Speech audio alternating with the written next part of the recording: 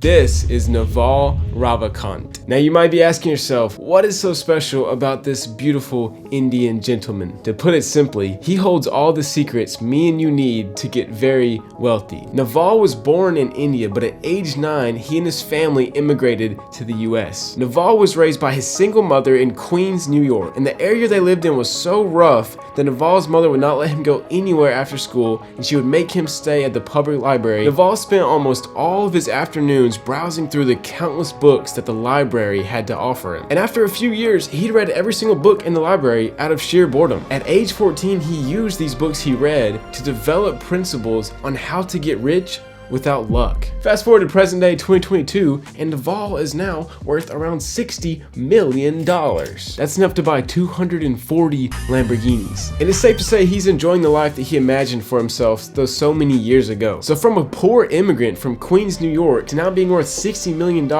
what in the world are these magic principles, and can you and I use them to get wealthy ourselves? Now we're going to answer those questions and more in this video, but I want y'all to see what Naval says about money in general. He says the ultimate purpose of money is not having to be anywhere at any time doing something you don't want to do. I mean, I don't know about y'all, but that sounds incredible. Frick a Lamborghini. I'm good with just being wherever I want, doing whatever I want as my job every day. And for that reason, I spent the last month going through every video, every tweet, every book, every podcast, even his garbage, trying to find as much of his incredible wisdom that we can use for ourselves to get wealthy. And in this video, I'm going to share them with you and then put them into daily actionable steps so that me and you can start today. Now, with that being said, let's go. So we must begin with the recipe for wealth. Acquiring wealth without luck does not happen without these. Ingredient number 1. Specific knowledge. Naval's definition of specific knowledge combines skills, knowledge, and experience that are very specific to you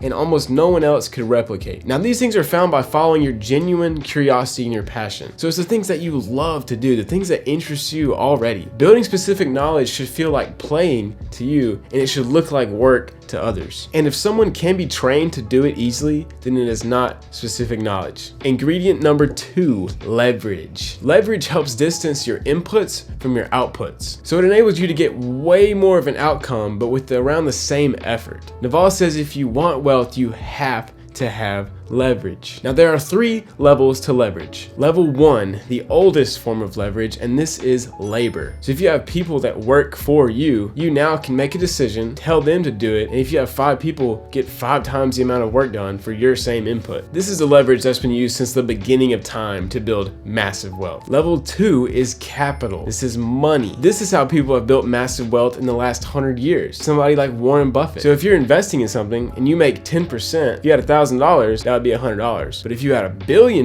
you just made $1 million.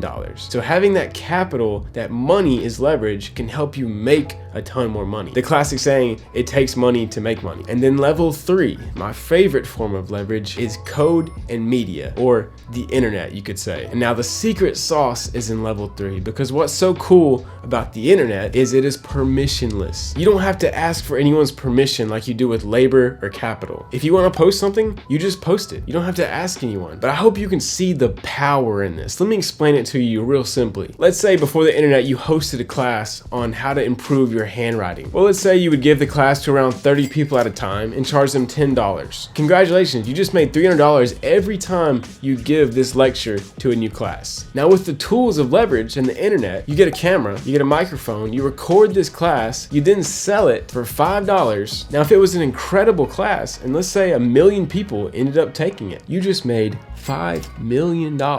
And you only had to perform the lecture once. Same inputs, wildly different outcomes. So we are so blessed to live in a world where level 3 leverage is so abundant. It's equal for all of us now. We could all make wealth by using these tools. And now for ingredient 3, which is accountability. You have to do things under your name and not someone else's or a company's. You have to stick your neck out yourself and take on risk. Without ownership, it's going to be very hard for your inputs and outputs to not be closely tied together. So imagine you were an architect and you worked for a company and they just employed you and they paid you well. They paid you $40 an hour to be an architect for them. So whether you do something that's just passable or you do something that's incredible, you're still getting paid $40 an hour. But if you worked for yourself, you put your own name out there and your name on your own work, yes, you have more risk. If it sucks, people would know, hey, this person's not a good architect. But if you were an incredibly good architect, you could charge millions of dollars. So in order to build wealth, you have to take on more accountability for your actions. People who have maxed out the level of accountability are people like Oprah and Donald Trump and Kanye, who they can put their name on almost anything and just sell it and make a ton of money. Now I know these can get a little bit complicated, but let's go over a just concrete example of, even in a boomer field,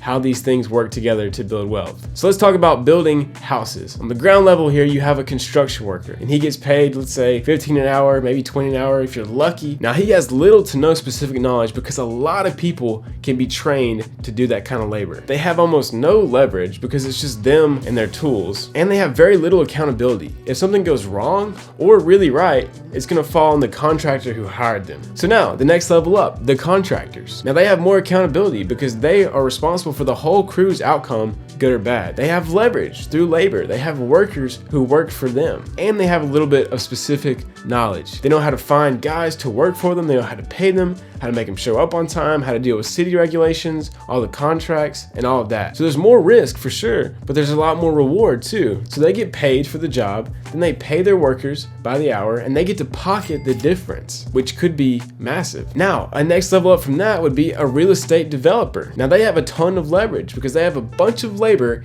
and they add capital on that. So they buy the properties for millions of dollars, and they hire the labor, fix it up, then sell it for millions more and get to pocket the difference. They have a very high level of accountability.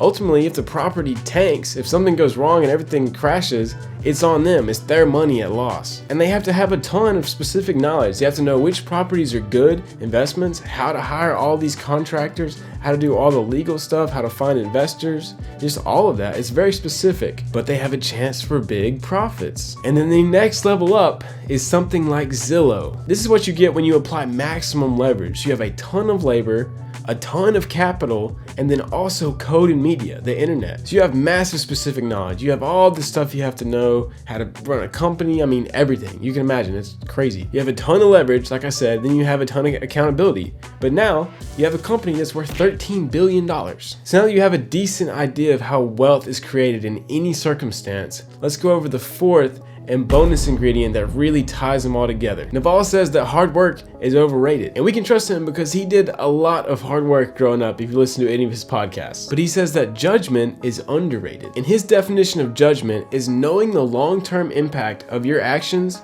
and then making the right decision based on those. Well, to develop good judgment, you have to go out and learn by actually doing. You can study how to run a business all day, but you will not be successful unless you go out there and get your hands dirty and learn by failing. Second, he says you have to put your ego and your emotions to the side. Emotions hide us from the truth of what's actually happening in reality. And judgment is so important because one good decision in this age of crazy leverage and you can be set forever. With a click of a button, you can invest $1,000 into the right crypto, and a year from now you could be a millionaire. Now he says that hard work is important, but the direction you're heading in matters much more than how fast you're going. And when you have developed a great judgment, you know when and where to apply leverage. Just like Warren Buffett, people give him billions of dollars because he has this incredible judgment. He knows when to apply the leverage of capital to these companies. So now that you have an idea of the four concepts, let's go over quickly how we're going to use them and how we can get wealthy off of this. For specific knowledge, you have to follow your obsessions daily. Get rid of the things that you don't care about and double down on your natural talents and passions. Only consume content that is focused towards your passions and goals. Go out and do. Get used to many small failures. You will learn ridiculously faster and they will pay you tremendously in the long run. For leverage, you want to use as much free permissionless leverage as you possibly can. Make videos, courses, podcasts, books, and code, whatever you're naturally good at. Start seeing how leverage affects your everyday life, and you'll start seeing how to take advantage of it. For accountability, you've got to start sticking your neck out there and taking risks. You have very little to lose when you're first starting out, and you have everything to gain. Put your name on stuff. And for judgment, you have to take at least 15 minutes a day to sit there and do absolutely nothing. No distractions, just your mind working through stuff. Develop a mindset of thinking big and thinking long term. You have to have a clear mind to be able to consistently think long term. Ask yourself daily, am I working on the one most important thing that will help me towards my goal? And then most importantly, to tie all this back together, Naval says that you simply cannot build wealth without owning a part of a business. Whether you started it, you're investing in stocks, or whatever, you have to own equity in something. You cannot trade your time for money.